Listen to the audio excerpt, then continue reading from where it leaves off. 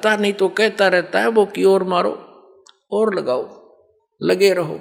तो पुण्यात्माओं, जिस समय आपका इस सतनाम की भक्ति की कमाई, आपकी भक्ति की कमाई जब सही हो जाएगी, उस समय सारनाम दिया जाएगा। ये सारनाम समझो हैंडपंप है।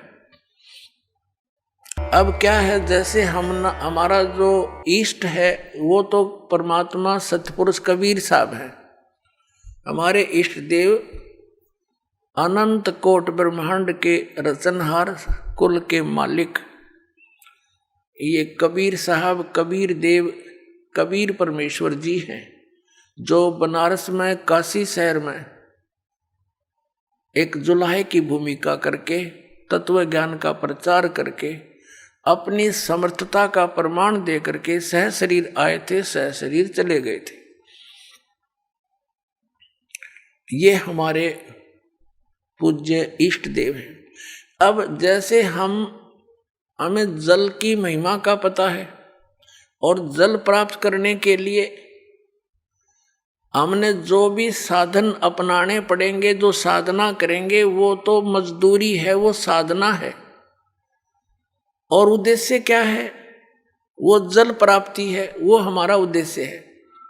तो जो साधना में हम औजार प्रयोग करेंगे वो हमारे उपास्य नहीं है, वो हमारे वो साध्य नहीं है, वो साधना है। हमारे जो प्राप्ति वो जल है, प्राप्त हमारा उद्देश्य जल प्राप्ति है।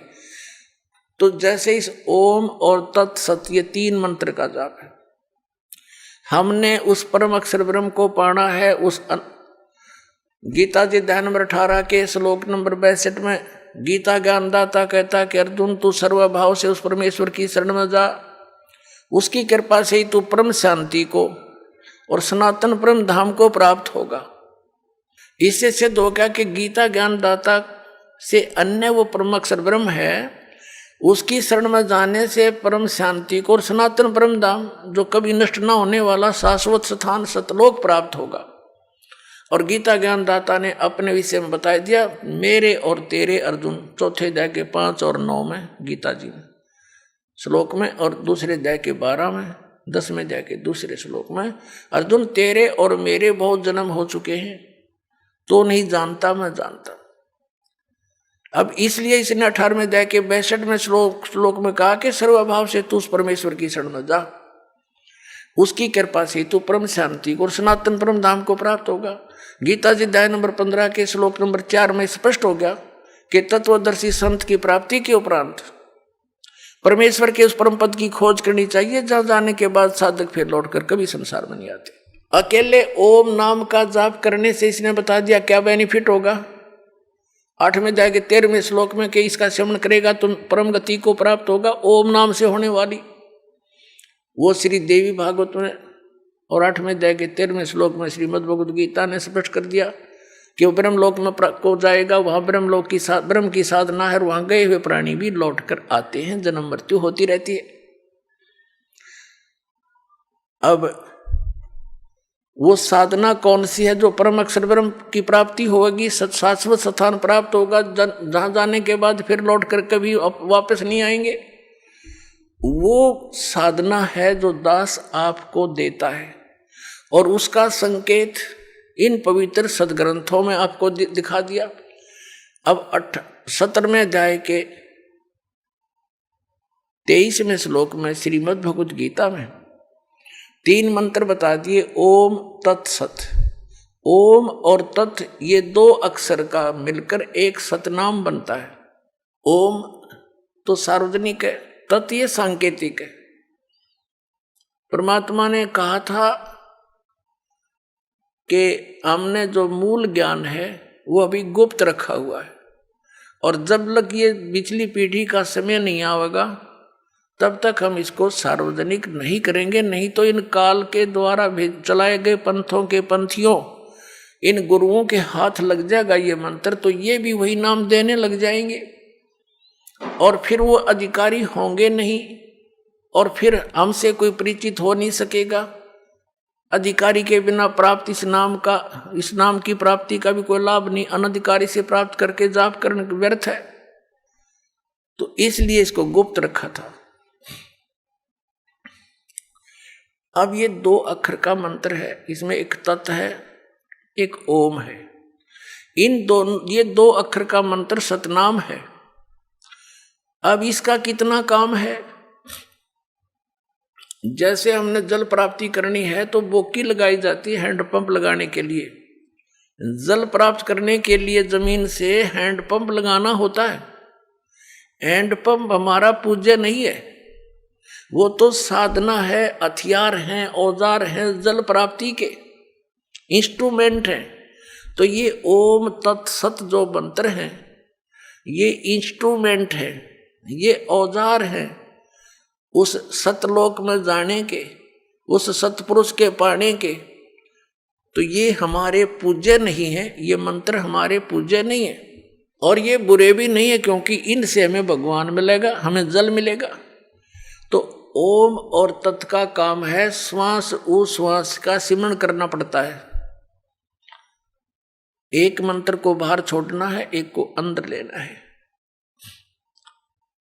तो ये समझो जैसे हम बोकी लगाते हैं पृथ्वी पर, पृथ्वी के अंदर उसको खोदते हैं। बोकी होती है लोहे की पाइप सी, और उसको मारते हैं नीचे, तीखी होती है आगे से वो, और उसमें मिट्टी भरती चली जाती है, मिट्टी को बाहर निकाल देते हैं, फिर उसको फिर मारते हैं। तो वो फिर साथ के साथ उसमें पाइप भी डाउन करते जाते हैं, लोअर करते रहते हैं। तो वो बोकी और पाइप का काम है वो जल तक पहुंच जाना। जल प्राप्ति नहीं करवा सकती बोकी और वो पाइप। जल प्राप्ति के लिए हैंडपंप लगाना पड़ेगा उसके ऊपर, फिर वो हैंडपंप हिलाना पड़ेगा, तब वो जल मिलता है। ऐसे ओम और तत् ये 2 अक्षर का मंत्र तो समझो बोकी मारनी है श्वास उश्वास से। और जब कारीगर यानी मैकेनिक, मिस्त्री, हैंडपंप लाने वाला ये देख लेगा कि अब हैंडपंप बांधने का, लगाने का समय आ गया है, जब जल मिलेगा, तो वो तभी उस पे हैंडपंप लगाता, नहीं तो कहता रहता है वो की ओर मारो और लगाओ, लगे रहो।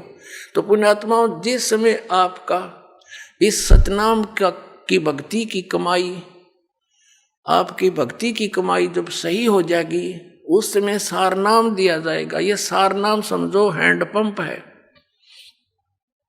और हैंडपंप का भी फिर सिमरण करना है, उसकी मजदूरी करनी है, उसकी साधना करनी है, तब वो जल मिलेगा। तो ये तीनों मंत्र, आदि नाम भी कहते हैं सारनाम को, आदि नाम, और सतनाम को कहते हैं 2 अक्षर का ये ओम और एक तत्। तो इन तीनों मंत्रों के साधना से हमें परमात्मा मिलेगा। और जैसे आपको आज सुबह के सत्संग में, जैसा कि आपको पूर्व में बताया है कि ये भोली आत्मा इन अज्ञानियों के साथ, इन चोरों के साथ कितने खुश हैं, बड़े परम धनी मिल गए हैं, संत मिल गए। तो उसके विषय में सूक्ष्म वेद में परमात्मा कबीर जी ने कहा है कि साधों से ती मस्करी और चोरा नाल खुशहाल, ये मल अखाड़ा जीतेंगे युगों युगों के माल। तो इविन कहते हैं चोरों नकलियों संगतों के पास तो बड़े प्रसन्न हुए बैठे हैं।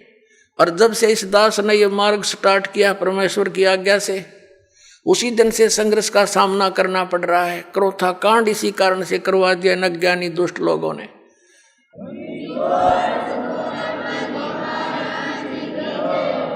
तो कह रहे हैं परमात्मा के ये मल अखाड़ा जीतेंगे, ये युगन युगन के माल, क्योंकि आप पिछले जन्म जन्मांतर से भक्ति करते हुए आ रहे हो और उनके अंदर विशेष कसक रहती है भगवान की। तो वो पुण्यात्मा जा फंसी इन काल के दूता के, इन राधा स्वामी धन धन सतगुरु और ये जनोद दालेर, आगरा वाले और ये मथुरा वाला जय गुरुदेव, ये ठाकुर जी महाराज, ये सारे के सारे काल के भेजे हुए एजेंट हैं। इन्होंने सारे दुनिया को अपने पीछे लगा लिया। अब ये पुण्यात्मा परमात्मा की चाह में लगे हुए थे, युगों युगों के माल हैं, पहलवान हैं, रेसलर हैं ये। अरे रुक नहीं सकती ये आत्मा भगवान बिना। इनके अंदर एक ऐसी प्रेरणा है पिछले संस्कारों से।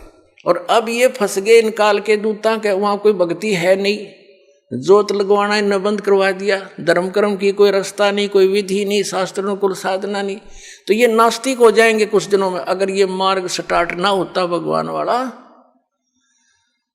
तो पूरा भारतवर्ष नास्तिक हो जाता।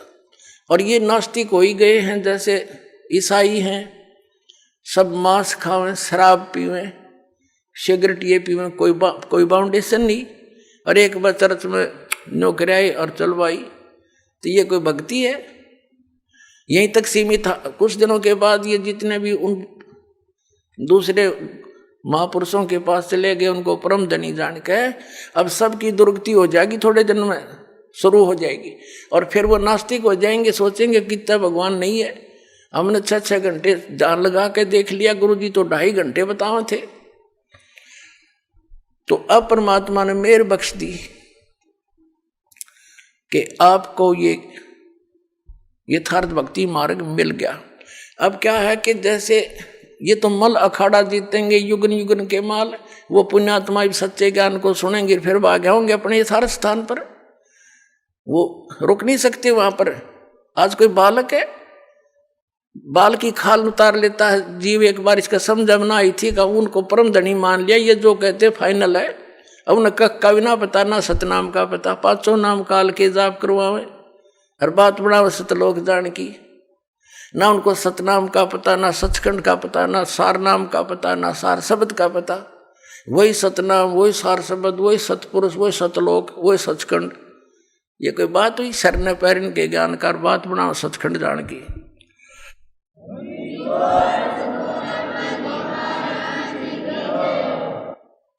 अब पुण्यात्मा परमात्मा के पाने का ये 3 मंत्र का साधन है। इस 3 मंत्र के जाप का समर्थन श्रीमद् भगवद गीता हमारे पवित्र सदग्रंथ ने भी संकेत कर दिया। और फिर जो हम आपको प्रथम मंत्र देते हैं, ये कंप्लीट जो ज्ञान है, कंप्लीट कोर्स, ये सच्चिदानंद घन ब्रह्म की वाणी कबीर वाणी में है, परमात्मा की वाणी में है। उसमें सारा कुछ लिखा हुआ है इन सब कमलों के बारे में। चक्र जो हमारे रीढ़ की हड्डी के अंदर की तरफ, ये मूल कमल, स्वाद चक्र, नाभि कमल, हृदय कमल, कंठ कमल और ऊपर त्रिकुटी कमल, ये सभी के जाप मंत्र उस सूक्ष्म वेद में है। और बाकी ये वो तीन मंत्र भी उसमें अलग से हैं, बिल्कुल उसमें तो कंप्लीट ही है। और उनमें से इन महापुरुषों ने भी, जिनको हम मोक्ष प्राप्त मानते हैं, जैसे आदरणीय धर्मदास साहिब जी, आदरणीय मुल्कदास साहिब जी, आदरणीय दादू साहिब जी, आदरणीय गरीबदास साहिब जी, आदरणीय नानक साहिब जी, आदरणीय गीसा दास साहिब जी। आदरणीय गरीबदास साहिब जी गांव छुड़ानी, जिला जज्जर, हरियाणा वाले, और आदरणीय नानक साहिब जी ये सिख धर्म के प्रवर्तक। आदरणीय गीसा दास साहिब जी गांव खेखड़ा, जिला मेरठ, उत्तर प्रदेश वाले। तो जितने भी ये पंथ परमात्मा के सतलोक की महिमा गाने वाले हैं, ये आदरणीय नानक साहिब जी की वाणी को विशेष रूप से मानते हैं। अब उन वाणियों में क्या लिखा है? 5 नामों का जिक्र है, लेकिन गुरु ग्रंथ साहिब के अंदर वो 5 नाम ओपन नहीं है, क्योंकि जिस वाणी में वो कंप्लीट ओपन थे, कंप्लीट था, वो कंप्लीट ज्ञान था, वो प्राण संगली थी, तो उसको पूर्ण रूप से उजागर नहीं किया गया, और न ही गुरु ग्रंथ साहिब में उसका योग किया गया। किस लिए नहीं किया गया? क्योंकि उसके अंदर वो कंप्लीट कोर्स है, कोर्स था, जिसमें 2 अक्षर का नाम, ये सतनाम भी था। एक घटना हुई थी। अब पुणात्मा, ये तो सदग्रंथों से आपको दिखा दिया, 3 मंत्र के जाप से बात बनेगी।